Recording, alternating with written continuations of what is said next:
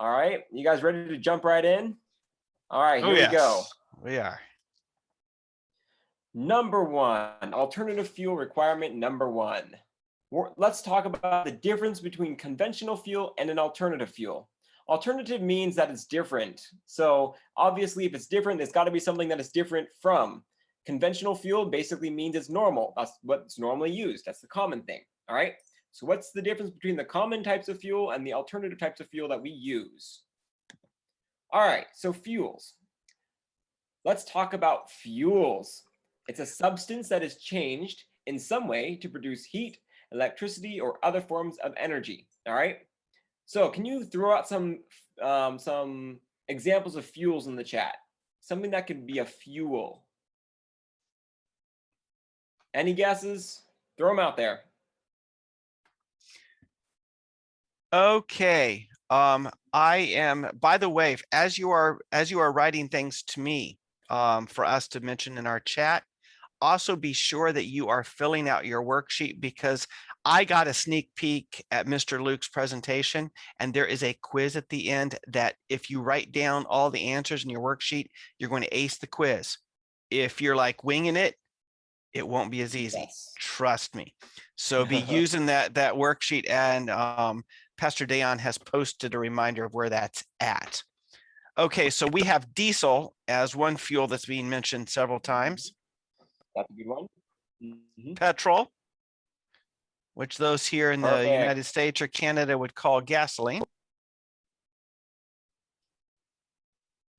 All right. Any others? How about wood? Did you know that anything that burns can be considered a fuel? That means if I had a pile of blankets and I lit them on fire, that would be a fuel, or it could. But we're talking specifically about fuels that generate some sort of electricity or heat that we can use, all right? So lots of different types of fuels, but today we're talking about fuels we can harness, all right? Yep. All right, conventional fuels. Conventional fuels are the ones that we commonly use to power our power plants or other electric generating equipment and such. So these are called hydrocarbon fuels. Now, this is first of all, I should mention this is a level 2 honor, so this is a little more complex of an honor. So I hope you guys have a general understanding of hydrocarbon, but because I sure didn't, and I had to look this up, so I'm going to kind of describe it as best as I can. All right. Hydrogen fuels are fuels that are made with a lot of hydrogen and a lot of carbon, and those things are things that when they go through a chemical reaction, they often produce heat. So an example of that would be, let's say, wood. All right, wood is made out of hydrogen and carbon, and when it goes through a chemical reaction such as burning, it generates heat. All right. There's other things such as coal. You guys know what coal? Have you ever seen coal? Probably. We don't see it a whole lot anymore, but back in the old days, coal was like one of the main things that would be used to heat stoves and big machinery and even steam engines. All right. Now we typically use oil, but coal is still a very big supplier of fuel. All right. Coal and oil are both extracted from the ground, so we actually mine them. We dig them up or pump them from the surface. All right. They are actually created from like plants and dead animals and things that are squished up together over time, and we'll talk about that a little bit later. But it takes a long time for them to form. That's why they're called not renewable. It takes hundreds and thousands of years for these things to develop under the ground. And a lot of the coal and the oil that we have now was probably formed from the flood. So obviously we don't have worldwide floods very often, and we're thankful for that. And so we don't get these don't get restocked very often. Right, especially since the good Lord said that we would never have a global flood again, right? Exactly. So obviously, since we don't have that, it's not something that we can restock, replenish. So once it's gone, it's gone. However, we have what we call a high global dependence. High global dependence means that we use it a lot. We rely on it. See, our factories and our transportation systems often depend on this. So we have to be careful with the way that we use it, because once it's gone, we don't have any more. All right. Something that's the problem with using this is that it's dirty. It's called dirty to burn, or pollution. It creates pollution, and that's an issue. Can you anyone tell me why pollution would be an issue? Any thoughts? Okay, anybody have something they want to enter in our chat, either on Facebook or Zoom? Why do you think pollution's a problem? Why could dirty burning fuels be a problem?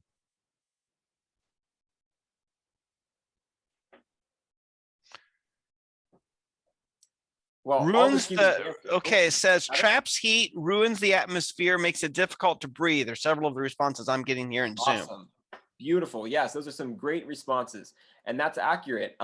These basically poison the world around us, and they unbalance the atmosphere and pollute the plant life. And so even though they are very useful for us, they do damage our world. So we do need to be careful. And we're going to talk about that in a little bit later. Okay. In comparison to conventional, here's some examples of conventional fuels. So we use coal, and then there's what we call crude oil, which is petroleum, kerosene, airplane fuel, diesel fuel. Those are all variations of crude oil. And then there's natural gas. All right. So interesting, just a kind of a side note. Conventional fuels come in solid, liquid, and gas forms. Can you think of anything else that comes in solid, liquid, and gas forms? What about water? We have ice, we have liquid water, and then we have water vapor, which is the gas form. Conventional fuels form in all three major stages of matter: coal in the rock form, crude oil in the liquid form, and the natural gas. All right. Let's move on to alternative fuels. So that if conventional fuels are the normal, let's find some other alternatives. All right. Alternative fuels are materials or substances other than conventional fuels. Okay, so basically they're alternative. They're different. They come from plants and gases or molecular fusion. Molecular fusion is kind of a big word. It's basically the power that we get from a nuclear reactor. We'll talk about that briefly a little bit. Most of these alternative fuels are things that we can actually recreate, so we can have, or we can replenish. So it's something that we can regrow, or that we know how to make, and so it's not going to run out as easily. The good thing about that is, if we use these alternatives that are actually renewable and we can make more of, we don't have to depend on things that are going to run out someday, like coal and oil, natural gas. In addition, because these are natural, a lot of these are plant-based and natural, they don't damage the environment, just like we talked about with the conventional fuels. So burning alternative fuels is often a cleaner way to live, because we don't harm our world. All right. And God created the building blocks for these fuel sources.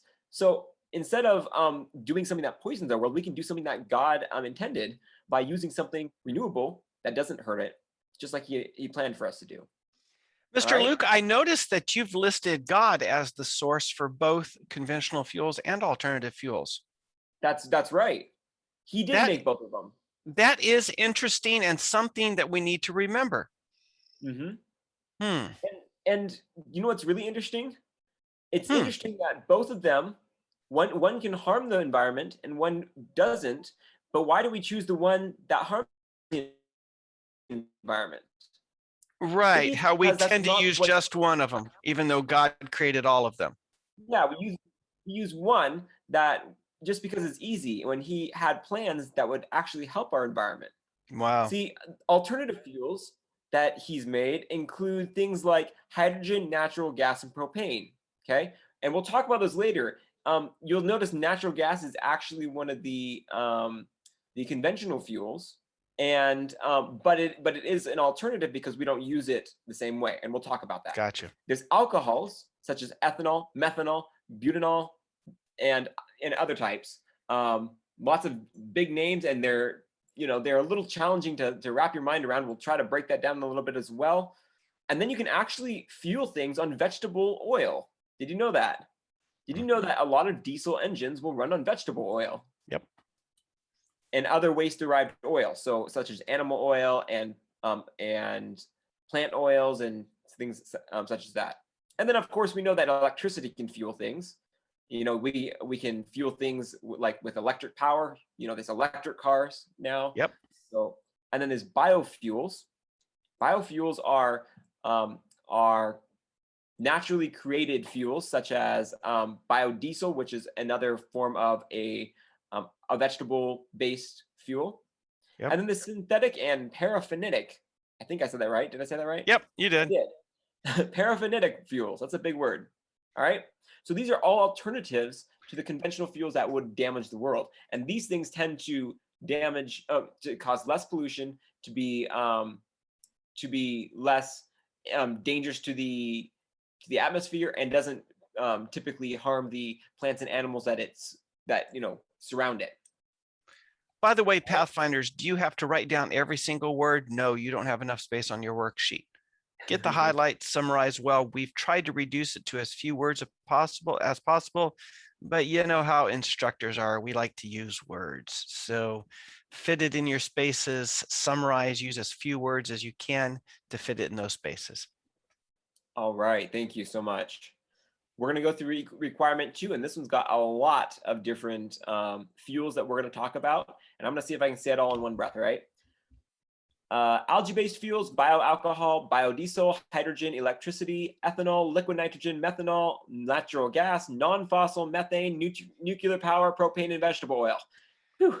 All right, we're going to go through these, and we're going to talk about the differences and the benefits of each of those. Okay, here we go. Algae-based fuel. Did you know that you can fuel things with algae? There's if you ever have a pool that you don't clean very often, you'll know that algae is really easy to grow. And so for someone to be able to fuel something off of that and make something really beneficial off of it, that sounds like a pretty good win to me.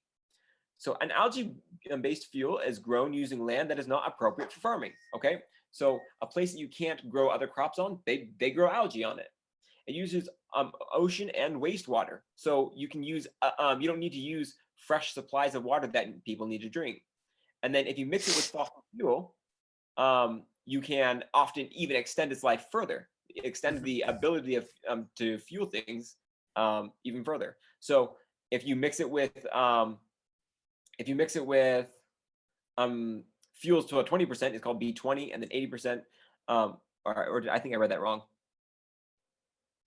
Yeah, basically you can make it kind of like here in the States, we have ethanol-based fuels where you have a certain percentage of it that is not fossil fuel petrol. And so here they've substituted 20% of it with algae-based B20.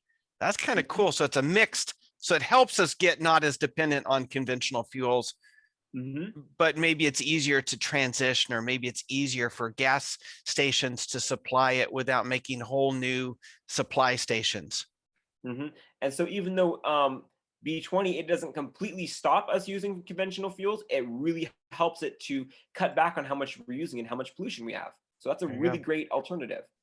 Let's jump over to bioalcohol. So have you ever burned hand sanitizer? You know that hand sanitizer burns? Yep. I wish I had some hand sanitizer here, but we're kind of, I don't have any of the good stuff that burns. And it actually burns. You can put it in your hand if you're careful. I don't recommend you do that at home unless you have someone who knows what they're doing. So, but it can actually work as a fuel to power things. So some vehicles are actually powered by bioalcohol. And the reason it's called bioalcohol is because living things such as plants and small animals, they can actually produce this naturally. So if we harness that and we collect that, we can actually use plants and animals to fuel our vehicles. Kind of cool. And again, these both are things that you can renew and you don't run out of anytime soon. Let's talk about biodiesel. So biodiesel is animal fat-based diesel fuel. So when animals are used to make leather, or if they were used to make meat, a lot of times it's like fat leftovers that are used, instead of throwing it away, they use it to power vehicles. It's pretty interesting. They can also use it to heat, they heat houses, buildings, even, even like small heaters, and they don't produce a lot of the carbon that can damage our atmosphere. Yep. So this is another alternative that will that can be beneficial. All right, and it's also very renewable. Now, if we go to hydrogen, this is kind So of interesting. you're saying that there's always going to be more cows out there? Pretty much. I mean, Yeah. yeah, There's cows are pretty much going to be with us forever, it seems. yeah, And they're already part of the quote food supply chain. So being able right. to use all of the parts that they supply to us and not just certain meat parts, that's a Right. pretty good idea. That's a pretty good idea, and it cuts down on waste for the cows, and it Yep. cuts down on pollution for us. Yep. So yeah, hydrogen is also really important. Did you know that hydrogen is the most abundant type of gas in the universe? Yep. I mean, I'm sorry. Yes, did I Molecule. say that right? I think I said that right. So there's a lot of it, and so what's really cool about that is if there's so much of it, then we can use it and when it goes back into the atmosphere, it's not damaging it. So there are some boats and airplanes that actually run off of hydrogen fuel by Yep. itself. And the cool thing is, it doesn't pollute by making carbon monoxide. So carbon monoxide is really dangerous because you can't smell it, you can't taste it, and it can actually accidentally suffocate you. If you turn on a car in a garage. That's why you always need to, there's safety rules for that. But it's really good for engines, for running your motors. So hydrogen is really awesome because not only can you use it in your car engine, or in certain car engines, but it's not as dangerous as far as carbon monoxide goes. So different different benefits for that. All right. Let's jump to methanol. All right. So remember, this is a type of alcohol. Remember, we had ethanol, methanol, bentanol, one of those, started with the B. They're all different types of alcohols that can be used to power vehicles or other fuel supplies. Methanol is used in racing because it's got a lot of power in it. So of course, in a racing car, you want a lot of power, because the more power you have, the faster you go, right? And so this is already being used in those in racing cars because they've been able to like harness this in a way that really benefits them. So not only does it cost less to make, and it reduces carbon emissions, which means it's not polluting, but it makes them go faster. So kind of a a benefit in both sides.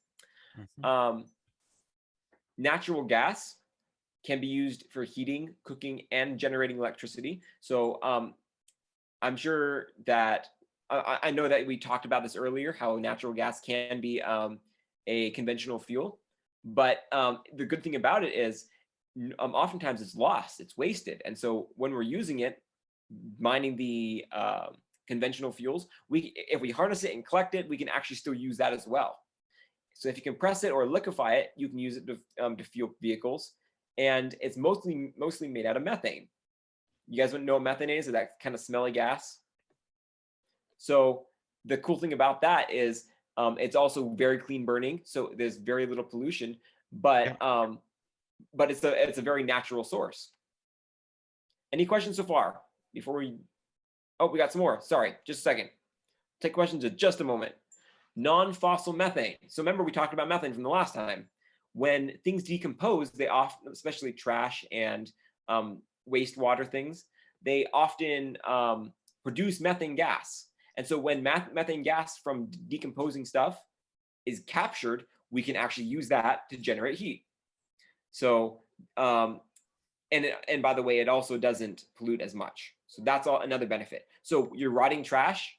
Often you can collect, well, we can't, but people are able to collect methane gas from landfills and other places where things are decomposing, and they can use that to fuel things. Yep. Here's nuclear power. We talked about nuclear molecular fission. Basically, it allows us to harness the energy of molecules that are breaking down. And there's lots of power, and it does not produce any. It doesn't produce any pollution, and for the most part, you got to be careful with these because these can be highly dangerous. So that's why the experts have to take care of those. That's why we don't have nuclear power reactors in our backyards. But Right. they are super beneficial because they can produce a lot of power over a long period of time and don't pollute a whole lot. All right, propane. Anybody used propane before? Mhm. I use it. We use it in our camping stoves a Yep. lot. Anytime we go camping and have any kind of campery kind of setup or camping trip with Pathfinders, those LP tanks, those round white tanks, those are always propane, at least in my part of the world. It sounds like yours too, Mr. Luke. Yep, that's right. So Pastor Dayon, is that what you guys use over there? LP fuel for camping and such? Yep. Okay.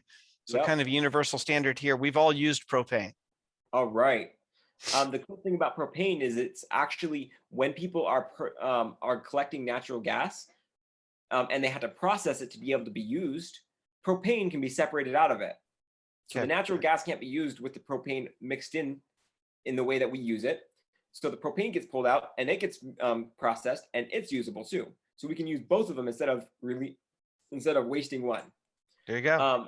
So not only does it reduce air pollution, so it's not as it doesn't cause as much of a carbon footprint, but it's good for you can power a lot of different things. So some examples right here are golf carts, hot air balloons, lawnmowers, leaf blowers, buses, and of course our camping stove. So also, Luke, great.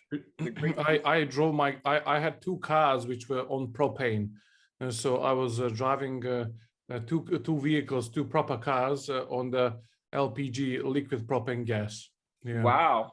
Yeah. I was reading this week that until recently, Shell, the company Shell, had a whole supply network of gas stations with LPG available for cars. Yep. Really? No, in Europe, LPG is actually very available. In fact, Okay. at some stage that was the main alternative fuel for our vehicles. So I converted my Hyundai Coupe to LPG, and then later on I converted my Mini One, which was a quite small vehicle, to LPG as well. Yeah. So why did you choose the conversion? What was your motivation? Well, first of all, it was at that stage it was double cheaper than than the normal petrol. But then you would consume more gas than a petrol. So it was mathematically okay, but you were not saving too much because you had to spend more. But certainly there was other side of that, and that was that it was certainly much cleaner to burn than a normal petrol diesel. There we go. Sweet. Awesome. All right, let's talk about vegetable oil. Vegetable oil is something that you can, if you put it into your diesel engine, don't do this without, first of all, don't do this without making sure converting it. Yeah, but diesel engines can actually run on vegetable oil. A lot of them can run on it without being even converted yet, but it will destroy your engine eventually. So that's why they have a process that they break it down into certain parts, and they can use certain parts to fuel engines just like diesel. Yep. And the cool thing about this is a lot of restaurants that do frying things, such as fast food places that deep fry things, they can't use that same oil over and over, so they throw it out. And if they just threw it in the disposal, it would clog up drains and stuff. But if they collect it and they process it, they're actually able to use this wasted oil to power vehicles. So not only is it keeping our sewers and our pipes, and our water systems clean, but it's also being used or reused to power something, which is really cool. And look, you're 100% correct. When it comes to using vegetable oil, I have at least one or two friends at the moment which are using it, and you need to know that in all of this, um, all the engines, all the diesel engines have no problem at all whatsoever to use that. But in the UK, McDonald's actually reuses the vegetable oil they use for frying all the time. So Well, awesome. new engines have issues with this, but the very old ones, they have no problem at all. Right. Yeah. I have a couple of Awesome. friends from out in Washington that they basically have, they collect the vegetable oils from a series of, most of their favorite customers are the Chinese Asian restaurants, because they like their vegetable oil the best, I guess.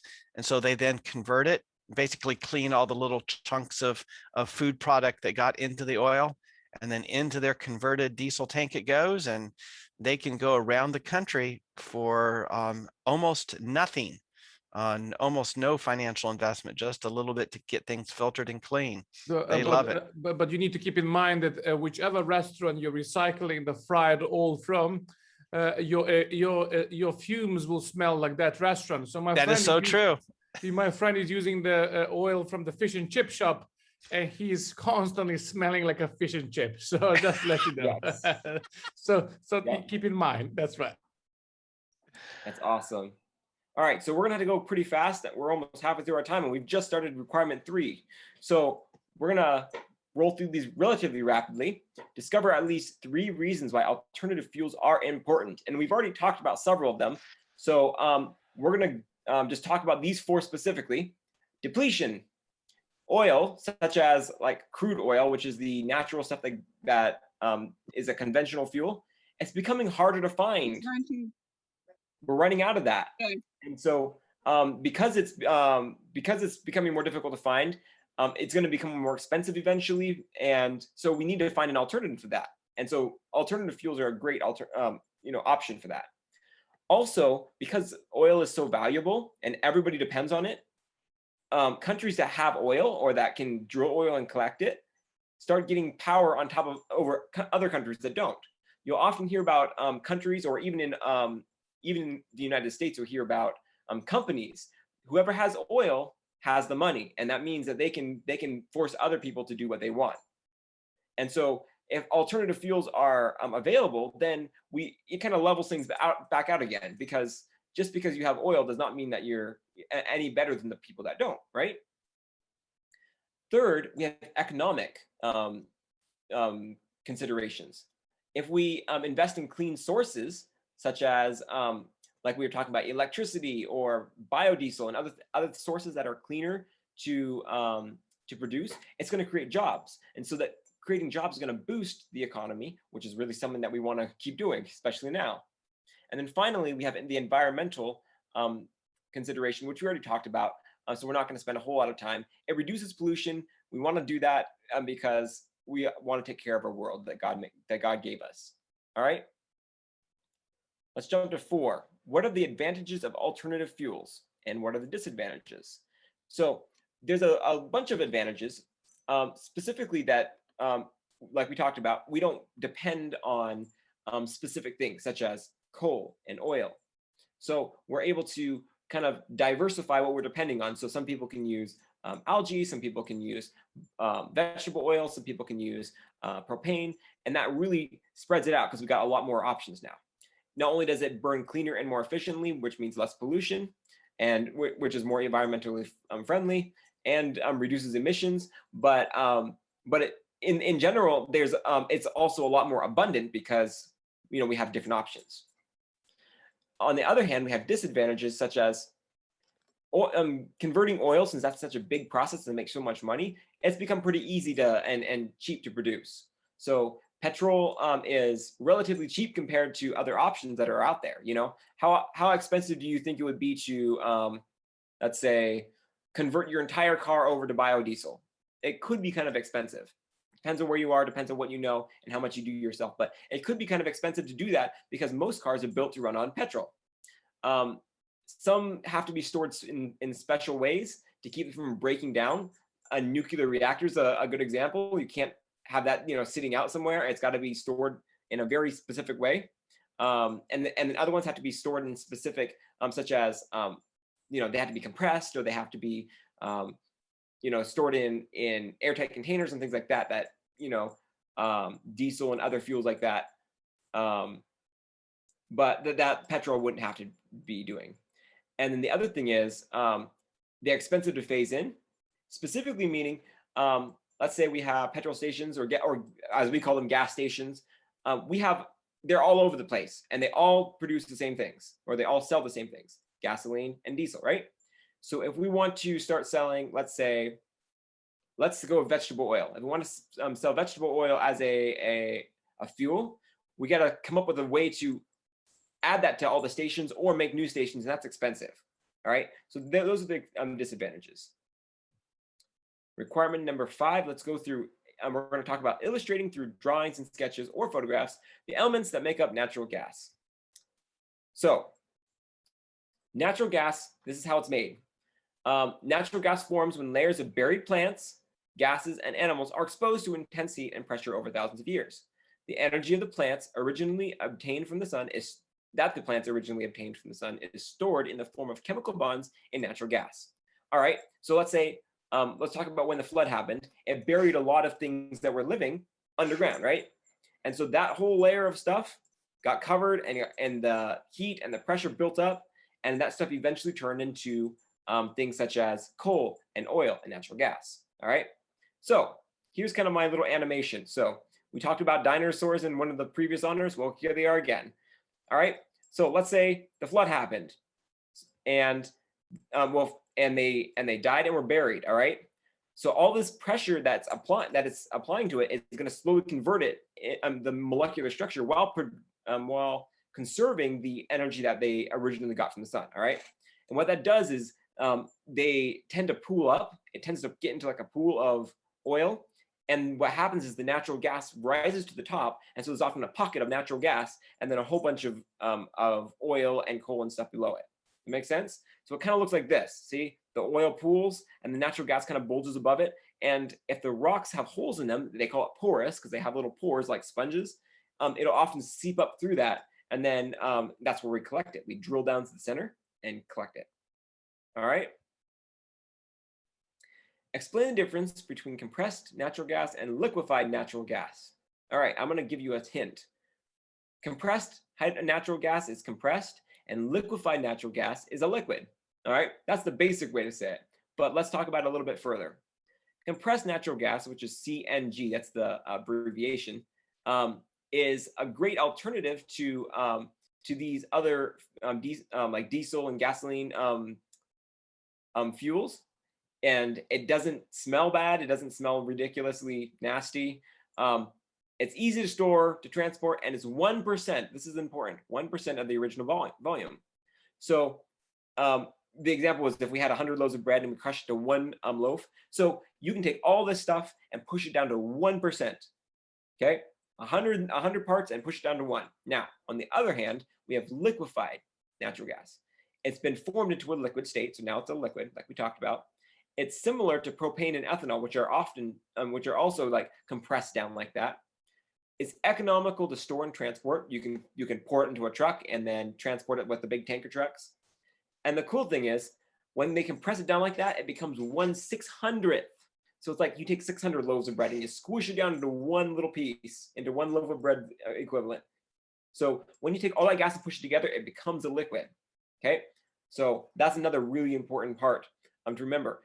It's more economical to transport this because you can transport more natural gas at once when it's crushed down to 1/600th of its original amount. All right.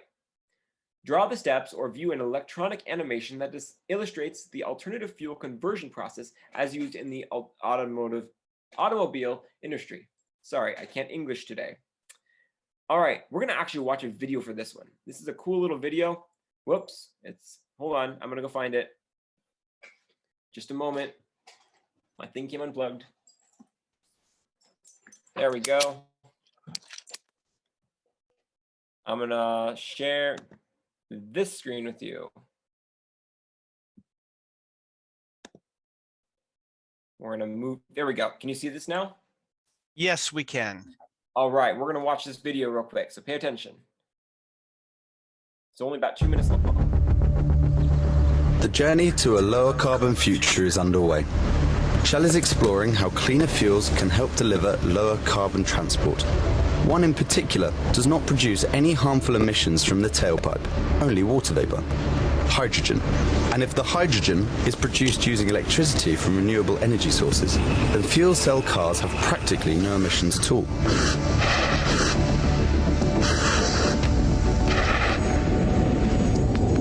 Hydrogen is produced in an electrolyzer by passing an electric current through water, which splits the water into hydrogen and oxygen. The hydrogen is captured, compressed, and transported to a Shell filling station, where it takes a motorist a matter of minutes to fill up their tank.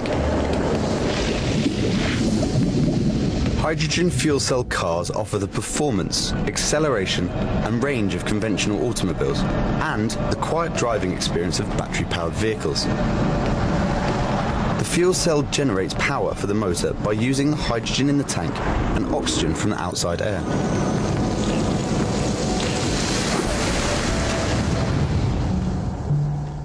Shell has been researching the potential of hydrogen since the 90s and is drawing on its technical expertise and the support of car makers and government partners. Success relies on everyone playing their part. Shell already has hydrogen filling stations in California, the UK and in Germany, where it is working with 5 other partners to create a nationwide refueling network, delivering clean and convenient driving to motorists. Pretty cool.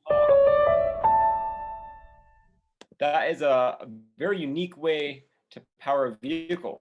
Basically, they zap water, which breaks down into water, which breaks down to oxygen and hydrogen, and then they burn it, and all that comes out of the tailpipe of the car is water. And do I remember, Mr. Luke, that you're going to show us actually how to do that hydrogen separating thing later in our presentation? You are correct. We're going to talk about that in a little bit later. Not to power your car probably, but we're going to actually see how it works. All right. Okay. Let's describe how a propane vehicle operates. All right. So and this is the type like Pastor Dayon had. This is the type of vehicle he has. Correct. Yep. And so although these are pictures of buses right here, we can cars can also run on it too. So a propane vehicle is similar to a gasoline vehicle. The difference is that from its initial liquid state, the propane is converted to a gas. So so in a gasoline engine, they're able to keep it pretty much, for the most part, pretty much a liquid throughout the burning process and just injecting little bits at a time. This one, it has to convert to a gas before it is injected into the system.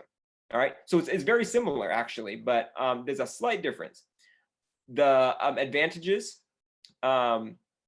is that there's not as much maintenance, so it's a little easier to operate because you don't have to take care of your vehicle in the same way. It's lower cost and it's cleaner energy, so less pollution. However, on the other hand, it's still a fossil fuel, so we're still like having to mine it. Basically, it's separated from natural gas, so it still comes out of the ground, and so it may be also less renewable than other sources, and it's not very popular with regular autos. Specifically here in the United States, I don't know of a whole lot of vehicles that run on propane, but like we talked about earlier, it's more popular in Europe, and so it depends on where you are. All right. Yep. Any questions on that, or anything else that we've talked about? Nope. Nope. Keep rolling. Keep going. All right. 3 more requirements. Requirement 9: discuss with the group the importance of finding alternative fuel methods. All right. I need some input here. I need some people to throw out some answers. Why is alternative fuel important? Okay, so this is time to roll out our chat fingers on both Facebook and Zoom. Yes, yes. We've talked about some reasons, so if you were listening carefully, you can throw out some of those, but there's also other reasons. So go ahead and toss them out.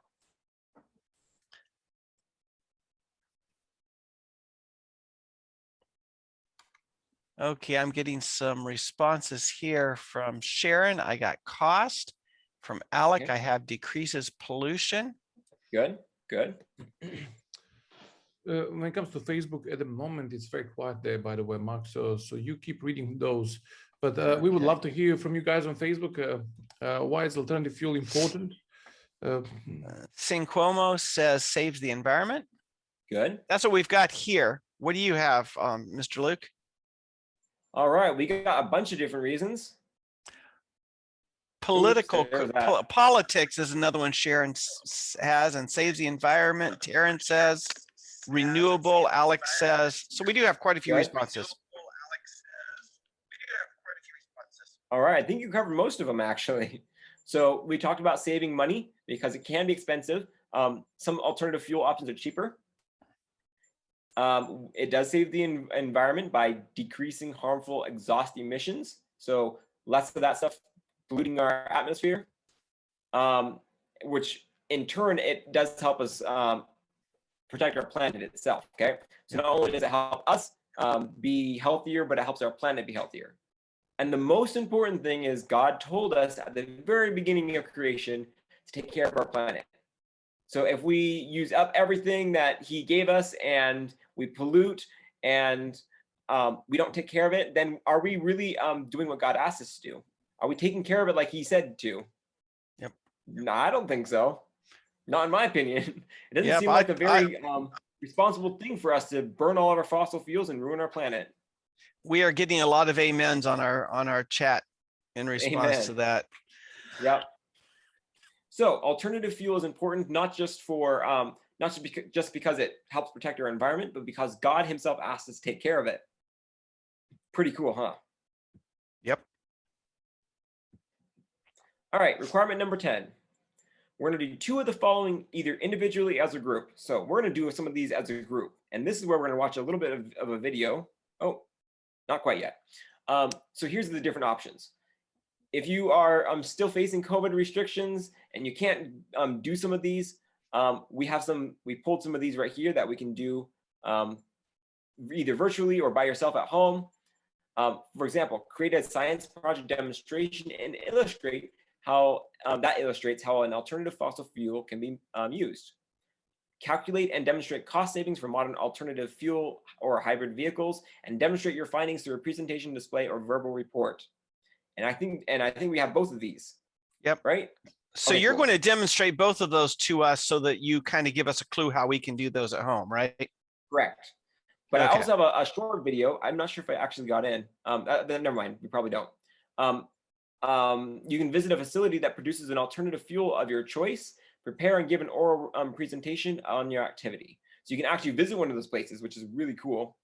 Or you can have someone who works in the alternative fuels industry come and speak to you or your group. Now, I was hoping to have somebody do that, but I don't know anybody who works in alternative fuels. So I was out of luck for today. All right. So we're going to do options B and D. Ready? Here we go. This is something you can do at home if you have these supplies lying around. We need 2 pencils that are sharpened on both sides, and you connect it to a 9-volt battery, and with these little micro clips, and then you put that in water. All right. So when you put one end of the pencils in the glass of water, you can see how they're kind of standing upright, and you zap it with the electricity. Hydrogen bubbles will then collect around one of the pencil tips, just like this. Remember how they used electricity to zap water and get the hydrogen out to fuel cars? This is basically how they're doing it, just on a much larger scale. So you can watch it happening. Whoops. Whoa, something happened. Wait for it, wait for it. Got it. All right. So then if you add certain things to the water, it might actually increase the amount of hydrogen that you're creating. So kind of cool. Let me go. Oh, my video did not show up. My video did show up. Here we go. You guys ready? This is what it looks like when it's all set up.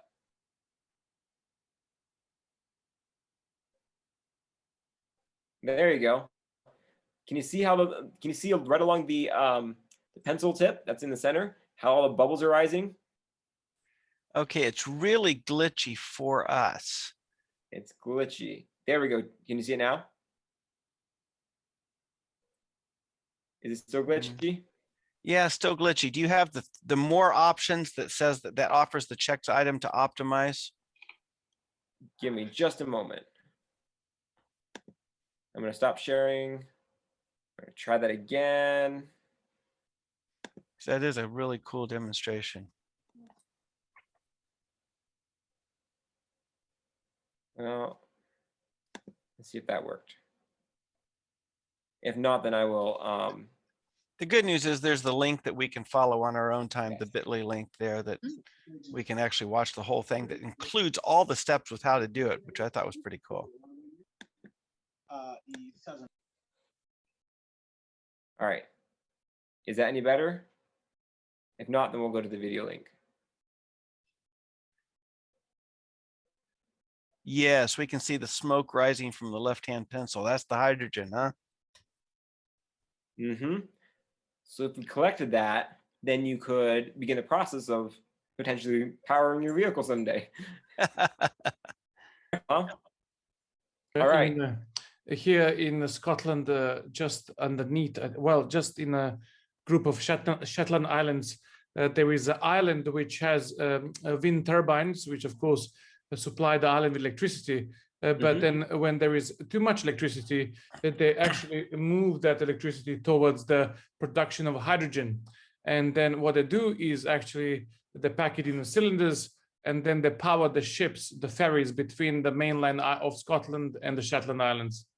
Wow, that's really awesome. That's so really efficient. Wind power to power their boats, but without like sails or anything. It's a different form of wind power to create hydrogen, which powers vehicles. That's really cool. All right, the other one was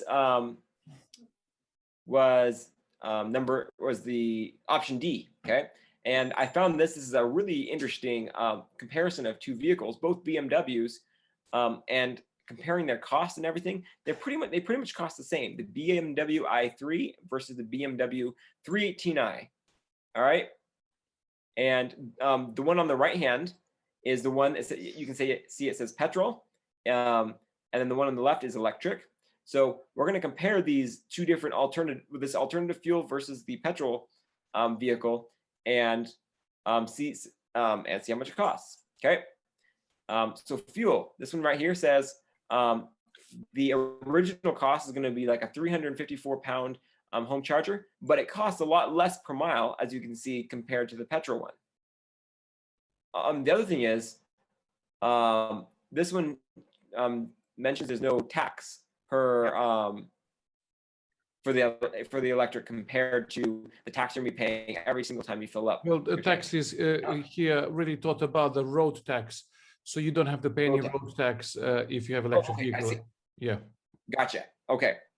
Over time, the vehicle is going to lose some value, and the electric car loses a little more value than the standard one, but and it does cost a little bit more for insurance. But look at the and of course the servicing tires. But look at the total cost per mile versus the petrol. So it's actually 7 cents cheaper, or 7 pence. Is it pence? Is that pence? Okay. Yes.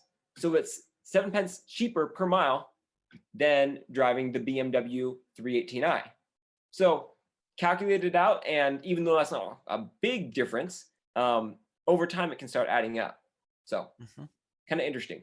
This is something for you to do some research on. You should find two vehicles, one alternative fuel and one standard fuel, and calculate it yourself, and tell us what your findings are. Okay. And most brand names have both an alternative fuel vehicle as well as a standard petrol vehicle. Most brand name vehicles, whether that's Toyota or Civic or Nissan here in the States, or BMW, you can just keep listing the car types that are available in your country of origin. And most have a hybrid or an electric or other alternative fuel kind of option, or conversion option. Have fun choosing two that you all would like to compare and contrast and see what the real cost savings are. Yeah. Also, guys, maybe you haven't heard, but United Kingdom is not planning to allow to sell any combustion engine vehicles after 2030 or 2035. So in a matter of about 8 to 15 years, in the UK, you will not be able to buy a combustion engine vehicle anymore. Mhm. Which Yep. means whole countries are starting to take alternative fuels seriously, not just intellectually. Right. That's cool. Awesome. All right, guys, ready for the last requirement? Yes. Here it is. Discuss with the group the following texts as they relate to alternative fuels. All right, here's the first one. Psalms 24, verse 1. The earth is the Lord's and its fullness, the world and those who dwell therein. All right, how does this apply to alternative fuels? Any guesses? You want to toss us into the chat as we go? What does this have to do with alternative fuels? Yes. How does it apply to what we've learned today?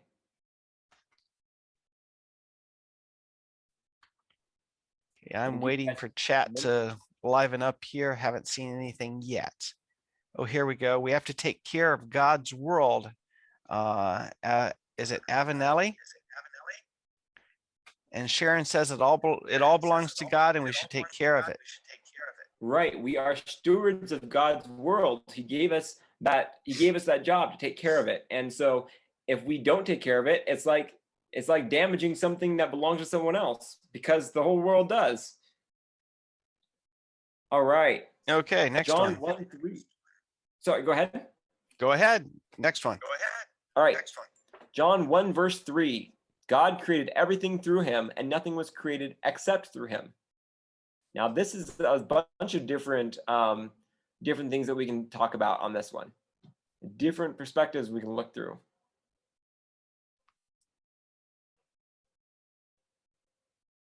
Sin Cuomo says we have to be good stewards of the earth.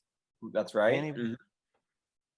I was noticing the phrase about nothing was created except through him.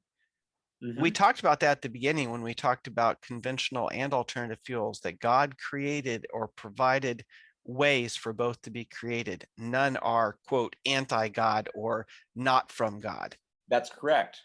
That is right. That does not remove our responsibility, but it does remind us who the source is for all of the fuels that we use. That's right. Just like Alec has mentioned, we should use what he has made wisely. There you go. I like how you put that, because just like we talked about at the beginning, just because conventional fuels can harm things doesn't mean that they were not meant to be used. God gave us use of everything. He said use the world. But be wise and take care. But be wise and take care of it. Exactly. So we have to be careful with the way that we are using it, and be wise stewards, not just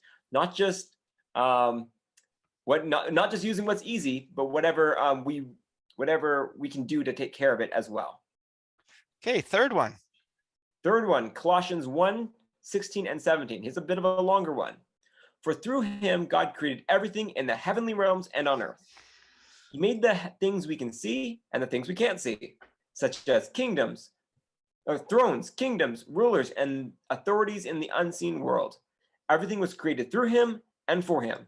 He existed before anything else, and he holds all creation together. Now, who's this talking about? Who's this verse referencing? Referencing God, isn't it? That's right. Specifically, Jesus Christ. For through him, God created everything. And so, what can we learn from this verse that relates to alternative fuels?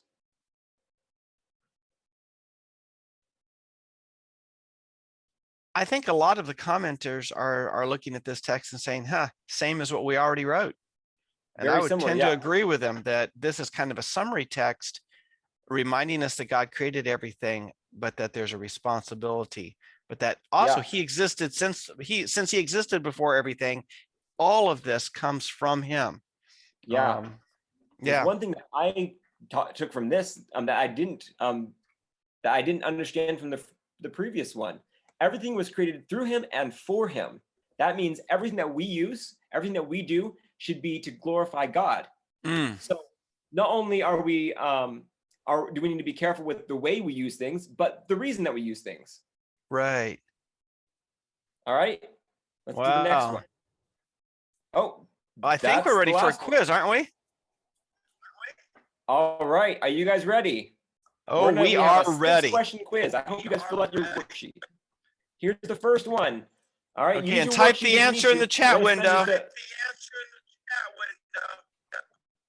We're going to give you just a few moments to type in the answer. Alternative fuel that's used for racing. Which one was it? Was it the algae-based fuel, the methanol, or the nuclear fuel?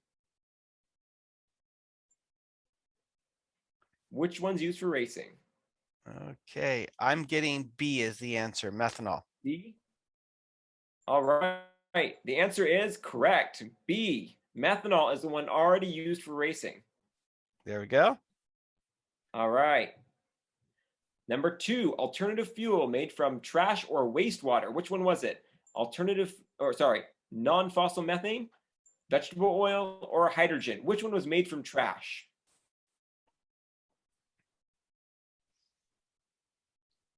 We have people disagreeing. One says hydrogen, the others are saying non-fossil methane. All right. The answer is actually A, non-fossil methane. That's the one that comes from breaking down trash. Hydrogen is the most common gas in the universe, and so we gain it by zapping it with the electric. Yeah, we had that science project, didn't we? Exactly, just like we saw. There we go. Number 3, alternative fuel made from the most abundant molecule in the universe. Oops. We should all get this one, shouldn't we? All right. If anyone got this wrong, they weren't paying attention. Even recently, yeah. Yeah, Mr. Luke just gave us the answer to this one, and sure enough, they were listening because everybody is listing C as the option. C is correct. All right. There we go. And hopefully we'll give the answer away. Number 4, one of the disadvantages of alternative fuels is A, it's expensive to phase in, providing a network for. B, it lowers emissions. And C, it burns cleaner and more efficiently. What's one of the disadvantages? Okay, I've got 8 or 9 answers here, and they're all saying A. They're all saying A? That is correct. A is correct. While all of these are actually correct things that happen, this is the bad thing. It's a disadvantage. These other ones are good things. We do want lower emissions and cleaner burning fuel. Here we go. All right. Number 5, God created these fuel sources. Which ones? Conventional fuels, alternative fuels, or both? Which one did God create? Okay, I think we've got a whole ton of answers streaming in here, and all of them are saying C. All of them are saying C. Are you sure? I have no other votes. That's 100% then. And you are right. C is correct. He created both alternative and conventional fuels. And final question. Number 6, alternative fuel is important because A, it is the only fuel available. B, it is easiest and cheapest. And C, it helps take care of the planet God gave us. Which one? Okay, I'm waiting for answers to come in. I have 2 answers, 3 answers. Okay, I've got several answers all of a sudden. Okay, most are saying C. One person says B. What's the answer? That's a little bit of a tricky one because some of them are easy to use, but the most important reason is C, because God gave us a command to take care of his planet. Yep. And so alternative fuels do help us take care of the planet that God gave us. So C is the correct answer. All right. And that is the end of our honor today. I hope you guys filled out your worksheets and you can turn those in to get your honor patch. It's a cool patch you can see right there. So thank you guys for joining us today. I'm super excited.